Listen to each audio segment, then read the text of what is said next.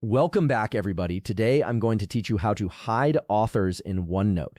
This is particularly useful when you're working on collaborative notes and want a cleaner view without seeing who contributed what to each section. Let's walk through this simple process together. First things first, you'll need to open your Microsoft OneNote app. Once it launches, go ahead and load into the notebook where you want to hide the author information.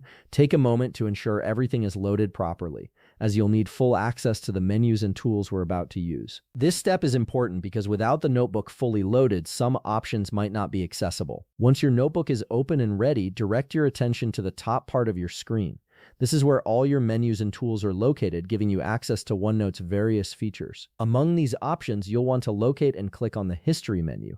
This menu contains all the settings related to version history, page versions, and author information, which is exactly what we need to modify. Clicking on it will reveal additional options that control how OneNote displays collaborative information.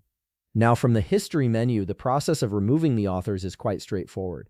You'll see an option labeled Hide Authors, and this is your key to cleaning up your view. Simply click on Hide Authors to remove the author contribution tags from your OneNote page.